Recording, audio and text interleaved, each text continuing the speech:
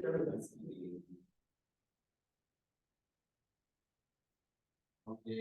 portion of scripture as well. Mark chapter 4, verses 35 to 41.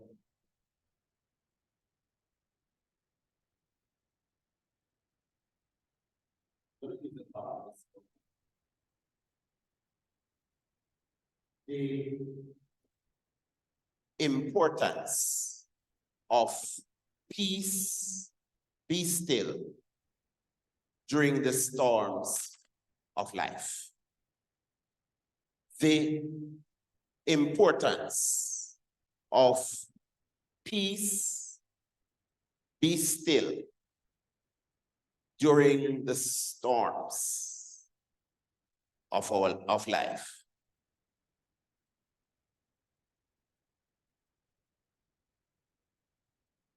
Father, Lord God, we come to you this morning preparing to hear from you. We ask, Lord, that you will open up the ears and the eyes of our hearts so that we will hear you from a spiritual perspective and we will see you through your word so that your word, Lord, will have real meaning to us this morning and henceforth.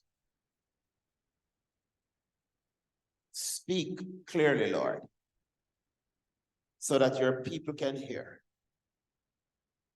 But cause, Lord, that your people will practice what they hear, so that your purposes, Lord, can be fulfilled within us. Your purposes can be fulfilled through us, and your name be honored and glorified. Father, Lord God, send the fresh anointing upon us, even at this time. Let your Holy Spirit be unleashed among us, so that this rest of time that we will spend in your presence here will be different. For we ask it in Jesus' name. Amen. My brothers and sisters, as I welcome each and every one of you again in the house of the Lord and those who are on the platform, the reality of life is that our lives have been filled with every kind of storm. We have experienced emotional storms. We have experienced mental storms. We have experienced medical storms. And we have even experienced political storms. Not to mention the financial storms.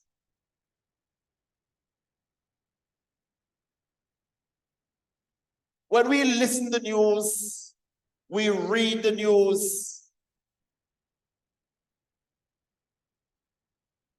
we can't help but tell ourselves that people are out of control, that people are restless, that people are confused. And the truth is, my brothers and sisters, all of us struggle to stay calm when we are faced with trials and problems. That is why this morning it is so important that we remember Jesus said, "Peace, be still."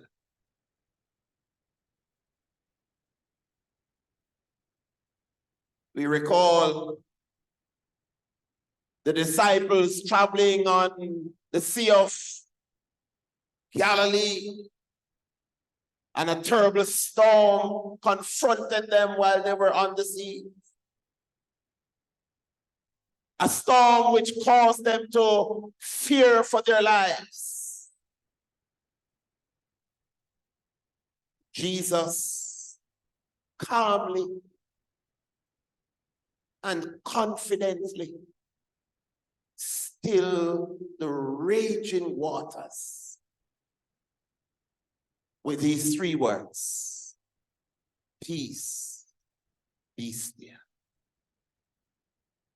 Can I say to you, my brothers and sisters, that he is assuring us that whatever storm we face, Jesus is the powerful, supreme, omnipotent, and the sovereign God over everything. There is absolutely nothing that can defeat him. Hallelujah. Hallelujah. We serve, the songwriter says, a great, big, wonderful God. He is mighty. Hallelujah. He is the all-conquering, undefeated, heavyweight champion of the world. We need to remind ourselves. Hallelujah. The Greek meaning for the word peace that Jesus used in this portion of scripture is what we call an imperative. What that really means is that it's a command. It is a command.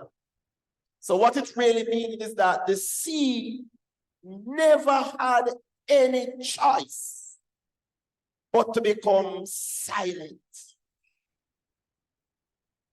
There was no option given. Jesus took away the ability of the sea to speak and the power of the sea to rage by just using the word peace. Some theologians even want to make the argument that the sea wanted to put up some kind of resistance, but it couldn't. Jesus overcame it. Jesus overpowered it. And Jesus conquered it. Peace. But Jesus didn't only say peace. He also said, be still. And the Greek meaning for those two words, be still, means to muzzle, to silence, to cause to become speechless. Again, we get the sense that the storm and the raging water would love to put up a fight against Jesus. But when Jesus speaks, everything of a bow. Hallelujah. When Jesus speaks, everything that seemed powerful becomes powerless. They have no power whatsoever to fight against the power and the authority of God.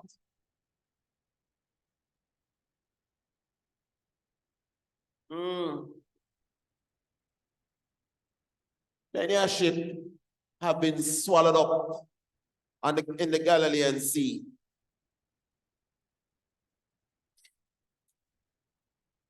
And this was a time when the sea was looking to swallow up the ship with Jesus and the disciples on it.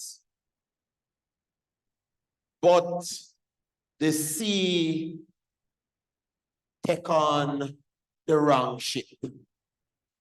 Yes.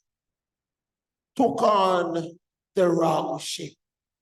And when she opened up her mouth in an attempt to swallow the ship, Jesus shut her mouth. And the sea lost. Peace, be still. Peace, be still. The disciples were frightened because water was coming on the ship. And they know sooner or later, if the water continues to come, then it means that the ship is going to sink.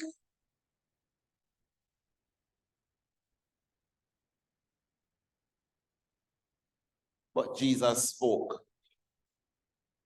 peace, be still. And that raging sea, that sea that was kicking up and driving fear into the hearts of the disciples, immediately became calm, quiet.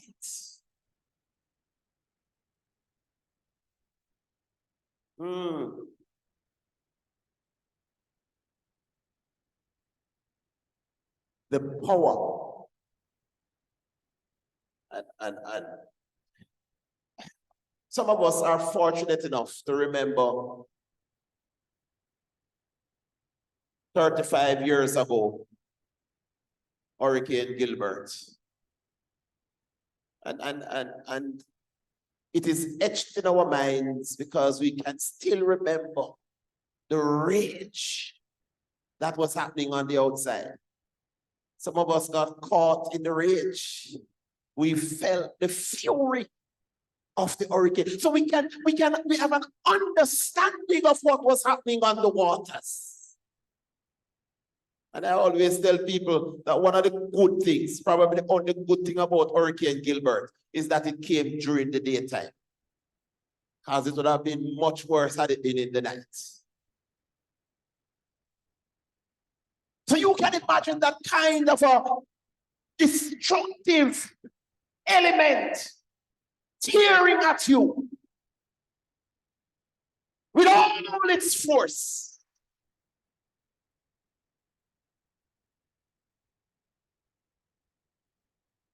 And Jesus just got up and says, peace, be still.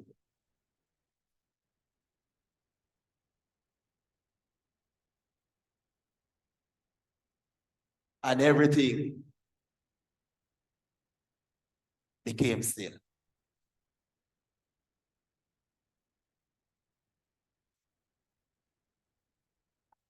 One of the things that I want us to understand from this story that we all know is that the effect of the command of Jesus was not a gradual one. The sea never just take time, start, calm down, and over a period of time it became quiet and still. It was an immediate one. The effect of the command of Jesus when he speaks, at whatever time he chooses to speak, is and will always be immediate. Because there is no power that can test God. There is no circumstance that can challenge the authority of God. There is no situation or condition with which you are faced and are going through that can overpower God. When God speaks, everything responds immediately. Don't miss it. Don't miss it. And it's one of the reasons why we should have faith in God. It is one of the reasons why we need to stop questioning God and submit ourselves fully to his lordship and his rulership. Because yes, he is sovereign. He is the sovereign Lord.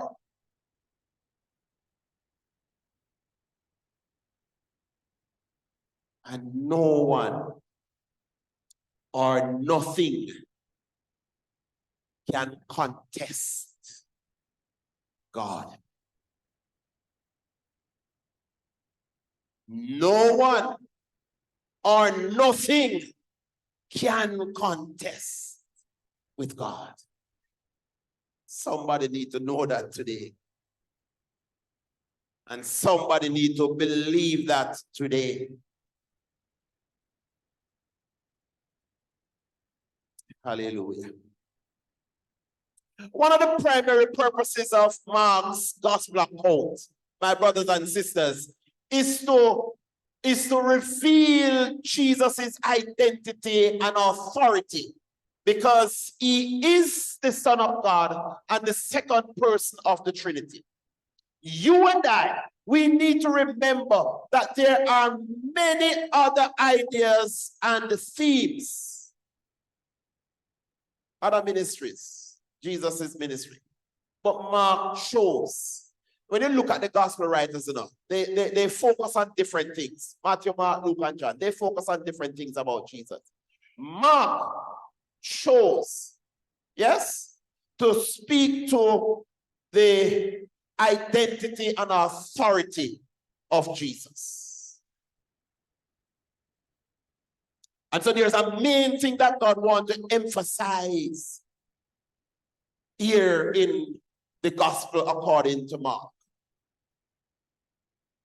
And sometimes we miss it when we read it.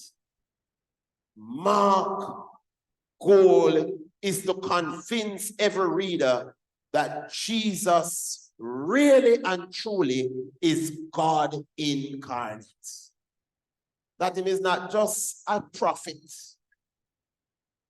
as some people claim, but that he is God.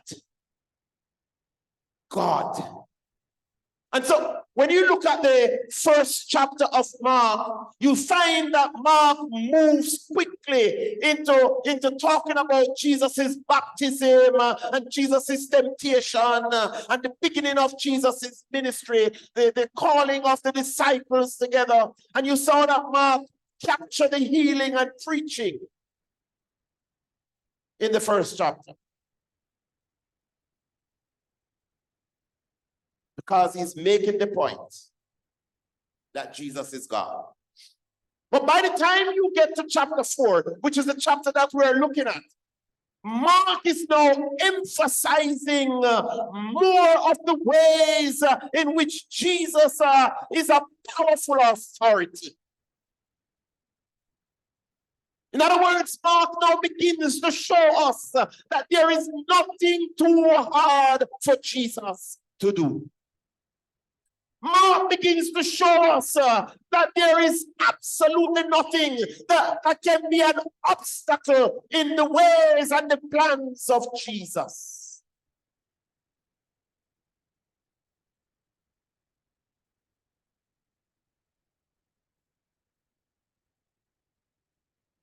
And we shouldn't be surprised that this story, Jesus calming the seas, is right in the middle of Mark's writing. You will recall that earlier in the passage, it tells us about Jesus preaching all day to the crowd. And as evening comes, verse 35 tells us that Jesus commanded his disciples to get into the boat. Verse 37, to cross over to the other side and that he would join them. By the time we get to the end of verse 37, it tells us that Jesus falls asleep. Him did tired. Because while he was God, he was still man. Yes. But the verse also tells us that when Jesus falls asleep, something else happens. A storm suddenly whips up. The word of God tells us that the nature of the storm was so violent that in no time water began to come and pour the ship.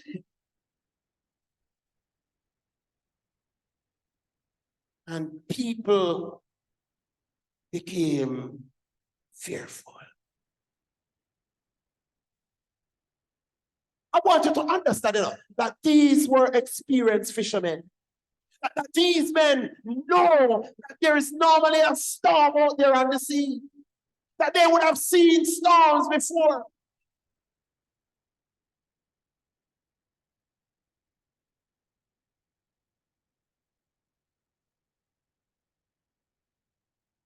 And because they are seasoned fishermen, it would have meant that not only would they have seen other ships got caught in the storm, but they themselves at some point would have experienced storm. But the one different.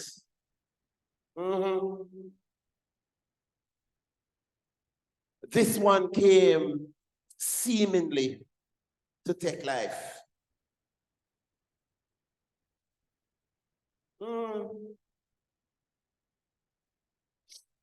It is often said that when you do the studies, it is often said that because of how dangerous the sea is, a lot of the time the fishermen, when they are fishing, they don't really go far out.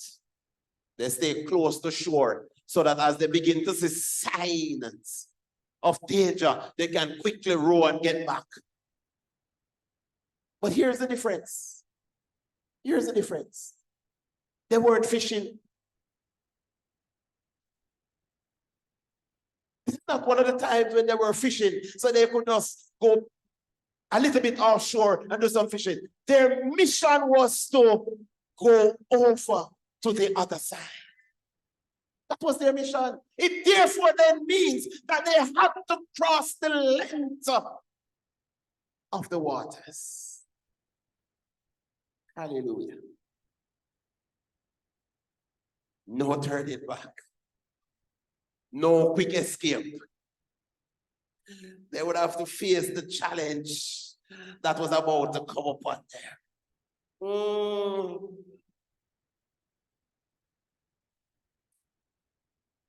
I am sure that when they started out on this journey, and this is just my view, I am sure that when they started out on this journey, they must have recalled to themselves and said, we are going across. It means that we have to go across the length and breadth of this water.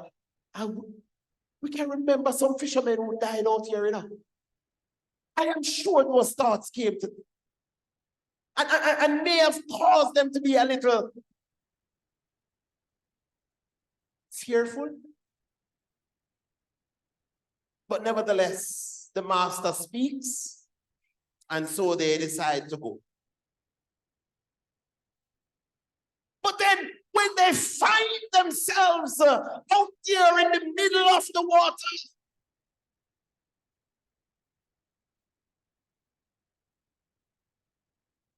the storm pick up on them. And then, to make matters worse, Jesus, the master, Was sleeping.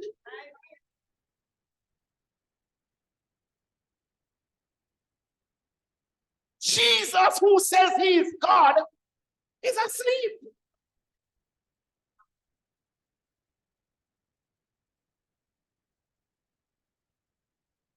They must have begun to wonder to themselves, is this man really God?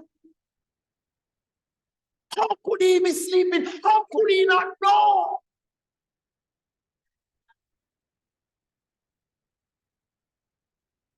There's a storm.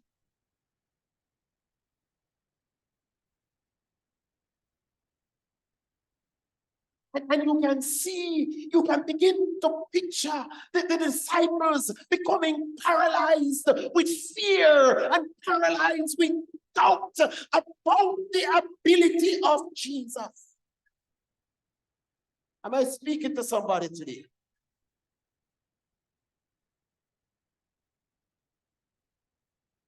In the middle of your storm, no sign of Jesus. He must sleep. Some says that the disciples were even thinking that Jesus was selfish. Some says the disciples were even wondering if the power that Jesus has is a limited power. Hello, somebody.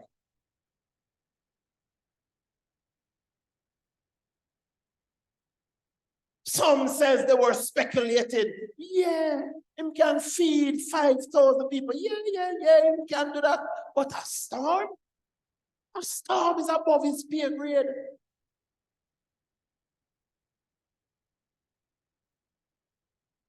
And that is the reason why he's covering, because he can't manage the storm.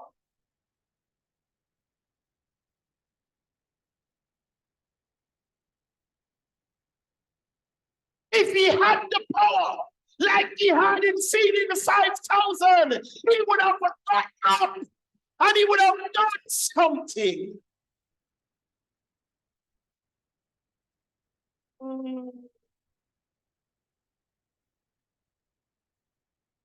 The question, the power of Jesus, the question, the authority of Jesus, the even question whether Jesus really cared.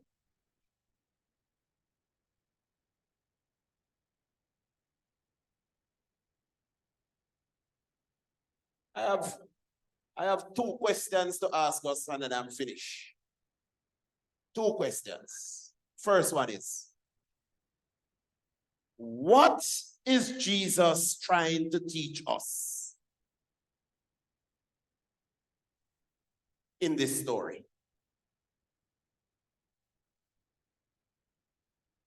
What is Jesus trying to teach us in this story?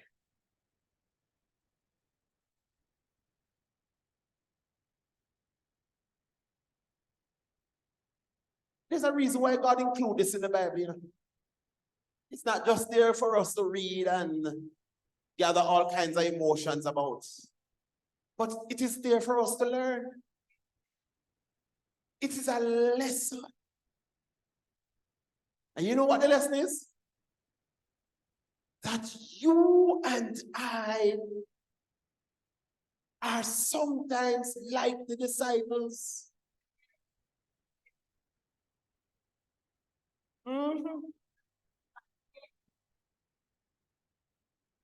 I believe every single one of us inside here. And if you're not counted in it, you can come to me and tell me and I'll apologize to you. But I believe every single one of us inside here at times question the power of God.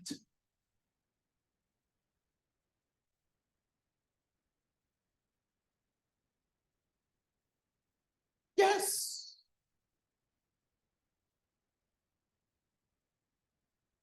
We tell ourselves and we tell others that Jesus has unlimited power. But when he doesn't perform for us, according to our expectations and according to our specifications. We don't. We don't. Nothing can match the task.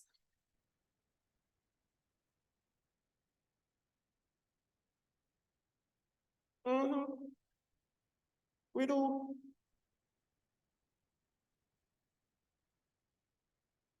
Right now, on the platform and here in the sanctuary, a good many of us are worried.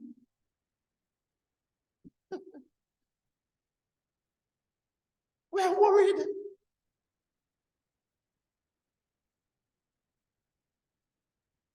A good many of us right now in here and on the platform, we have a whole little bucket that we're using to try and empty the water out of the boat. We're being out. Yeah. A good many of us gathered here this morning in the sanctuary and on the platform, we feel abandoned. We believe that God no care.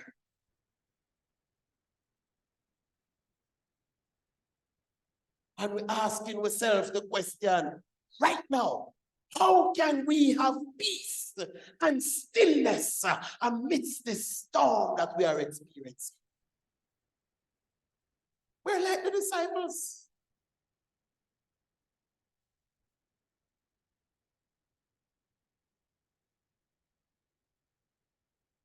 You see? But Mark wants us to understand that what the disciples thought was disastrous and something that no one could conquer, Jesus completely subdued it with just 3 words. 3 words. And if you look at it in the Greek context, it's really 2 words. Because while the English has it in 3 words, the Greek for it is really 2 words.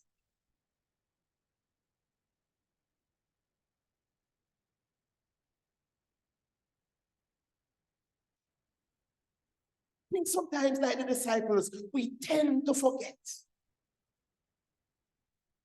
what Genesis taught us. In the beginning, God created. Full stop. We don't need to go into no details. In the beginning, God created. And because it was God who created everything in the beginning, my brothers and sisters, it therefore then means that he has complete control over everything. Over everything. Watch it. Watch it. The disciples, in their fury and franticness, they were exerting all kinds of strength to get them out of their situation. But when Jesus came on the scene, he didn't exert an ounce of strength.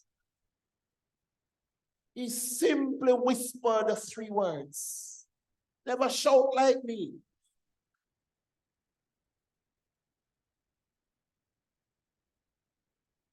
Him just simply said, peace is there.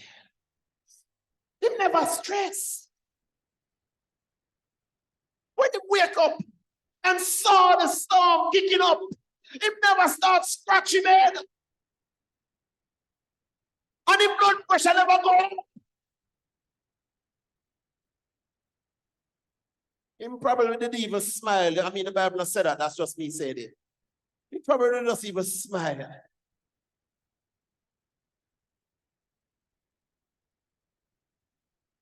Peace. Peace.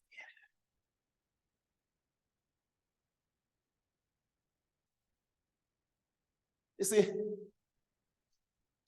here's the thing. We get antsy and fussy about the challenges of life and the circumstances of life. Watch the disciples. Jesus was sleeping. They were not. They couldn't afford to sleep because the storms of life was raging at them. But even while the storms of life was raging, Jesus could afford to sleep.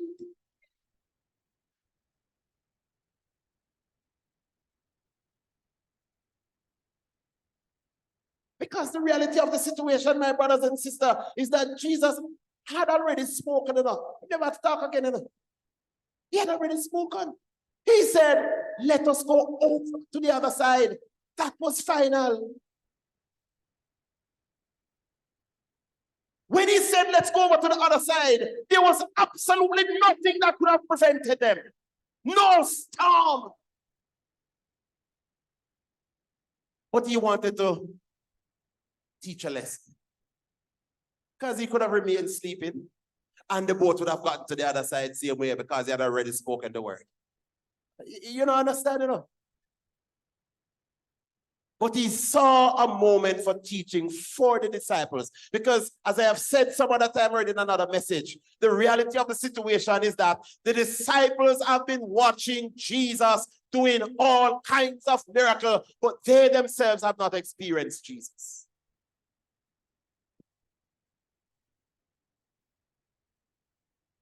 A whole heap of people at church like that, you know.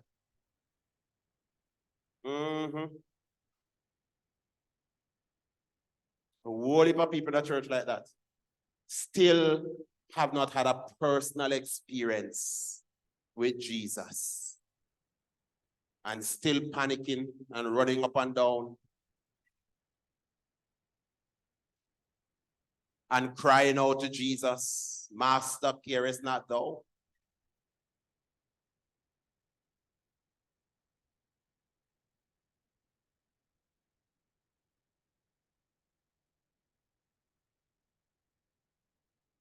But this is the Jesus that we serve, the God that we serve. All when you and me not have no confidence in him power, guess what? He has confidence in his power. The fact that you and I don't have confidence in the power of God don't change the result. God is still powerful. Still powerful. Even if you don't want to believe it. Even if in your moment of circumstance you refuse to believe it, it does not rob God of his power. The disciples lost their confidence. You see it clearly. They lost their confidence. They lost their confidence in God.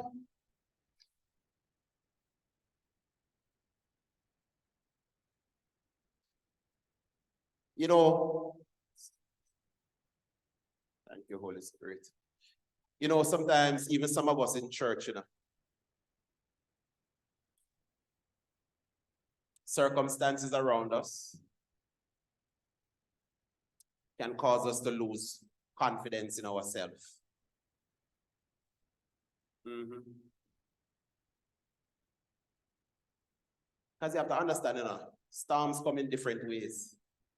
But the things are just wind and rain and all them things there. Storm comes in different ways.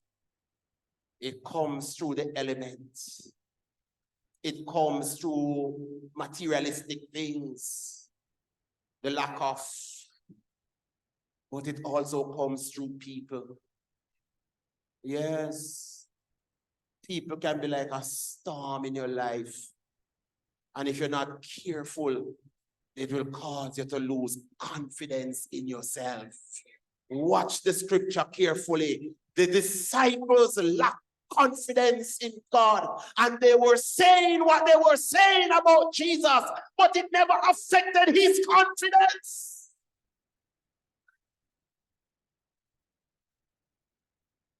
It didn't matter what they said. He knew who he was. He knew his mission, and he intended to complete his mission.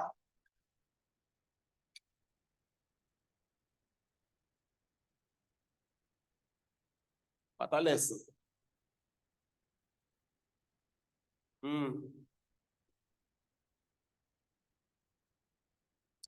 What a lesson.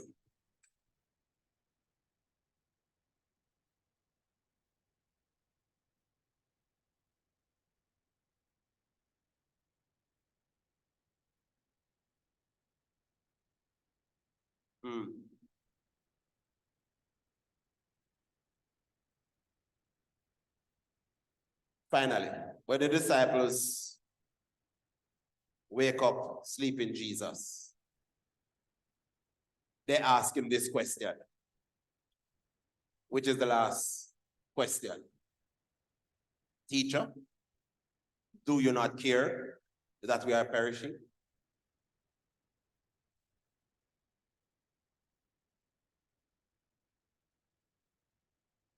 Do you not care that we are perishing? The question is, do you believe that Jesus doesn't care?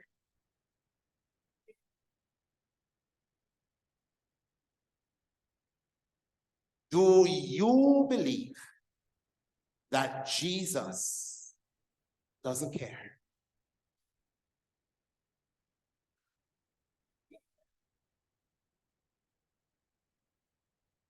We know the song. We sing the song. Does Jesus care? And we list out the things.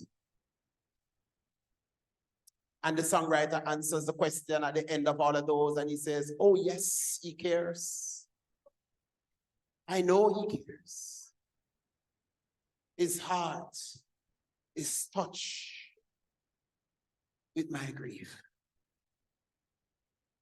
Though the days are weary, the nights are dreary, I know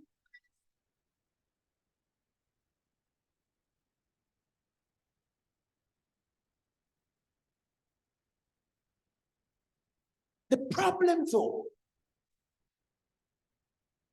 The problem is that we know them things here. The problem is that it is good for somebody else. We can hug a brother, we can hug a sister, or we can talk to them over the phone, or we can message them and we can tell them, yes, Jesus cares.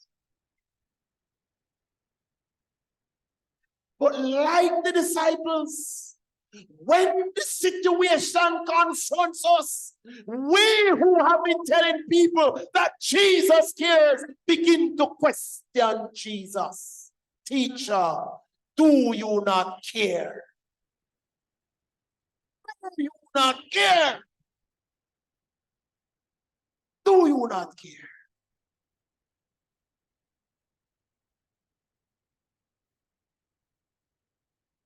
It's almost like we are rebuking Jesus. You don't care. You don't see what I'm going on with me.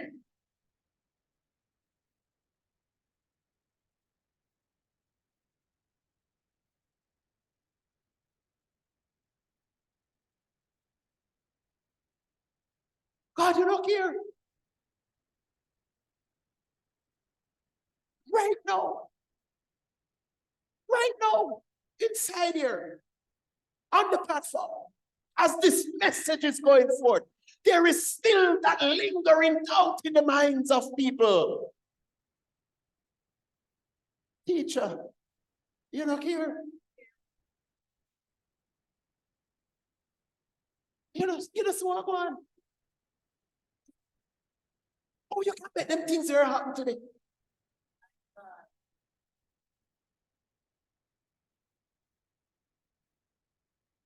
Watch this. Watch this.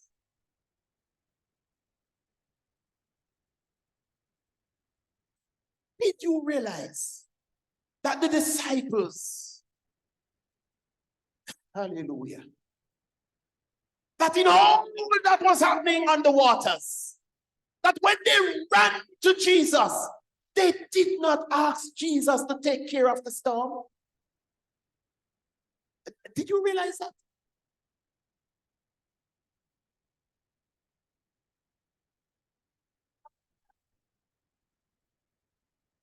They had no confidence that Jesus would take care of such a huge problem. All their lives, they have been seeing Jesus taking care of people. You don't get it. Heal the blind, the lame walk, raise people from the dead, feed 5,000. He has been taking care of people, but he can't manage some. So when they ran to him, teacher, you look here. They weren't asking Jesus to take care of the storm. They were asking Jesus to take care of them.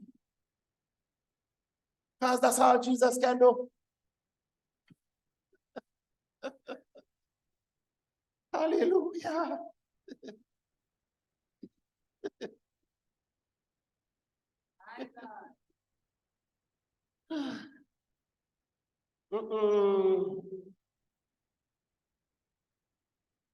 And that's where some of us are today and have always been.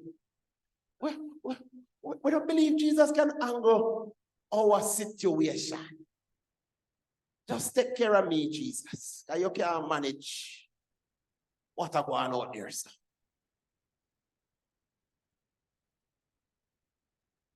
We're limiting God. We're limiting God.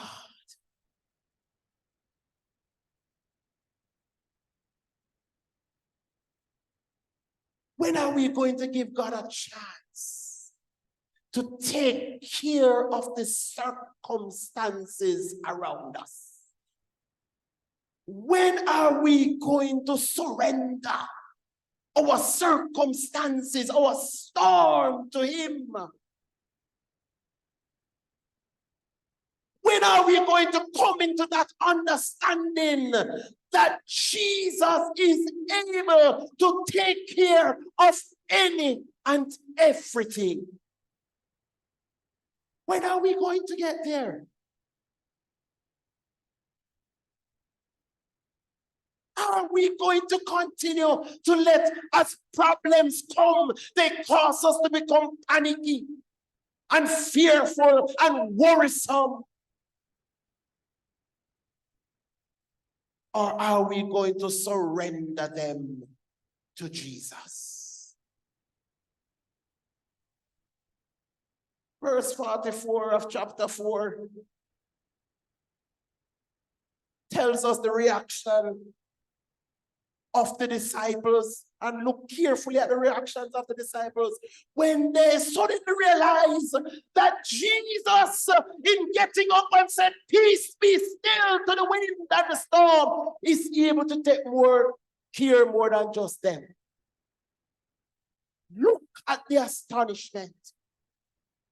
They were filled with great fear and said one to another, "Who is this?" Now, this is Jesus that they have been going around with.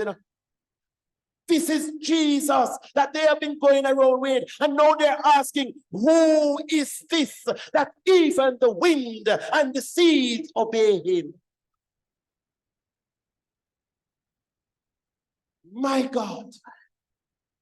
My God. When are we going to get there?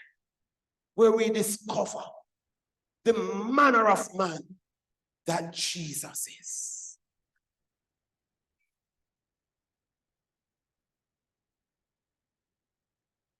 What is your problem today? What are your fears today? What storm is raging in your life today? And is driving you to the point where you think you're about to die. I give you Jesus. I give you the omnipotent Jesus, the all-powerful Jesus. I give you the conquering Jesus.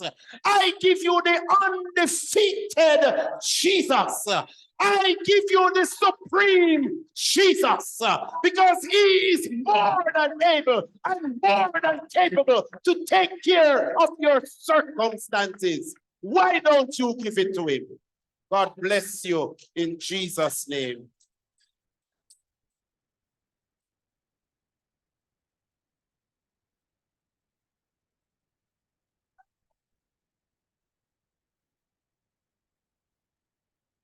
The Lord.